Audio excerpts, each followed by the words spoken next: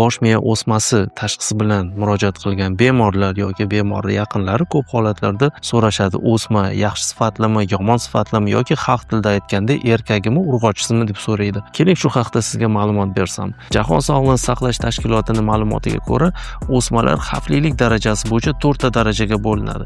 Birinchi daraja bu yaxshi sifatli o'smalar. Bu holatda agarda o'sma operatsiya qilib to'liq olib tashlash imkoniyati bo'lsa, qayta chiqmaslik ehtimoli 90% dan yuqori bo'ladi. Ya'ni operatsiyadan keyin na nur, na ximiya hech narsa qilinmaydi. Ikkinchi darajali o'sma bu yaxshi va yomon sifatlining oralig'idagi o'sma. Ya'ni agarda operatsiya qilib to'liq olib tashlash imkoniyati bo'lsa, odatda bir kurs nur terapiyadan keyin o'smani qayta chiqmaslik ehtimoli 80% dan yuqori bo'ladi.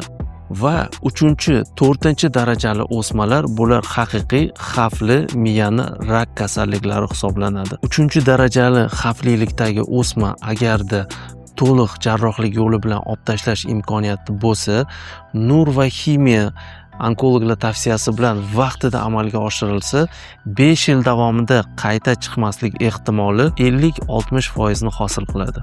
4-daraja esa to'liq olib tashlangan taqdirda ham nur ximiya terapiyasi amalga oshirilganda 5 yil davomida qayta chiqmaslik ehtimoli 30% dan oshmaydi. Va bilasizlarmi, shu o'rinda aytmoqchimanki, 2-daraja vaqt o'tishi bilan 3 ga o'tishi mumkin, 3-daraja vaqt o'tishi bilan 4 ga o'tishi mumkin. Va shu o'rinda vaqt faktori bo'yicha yana bir bor eslatib o'tmoqchiman. O'smani ko'rdingizmi, neyroxirurgga boring.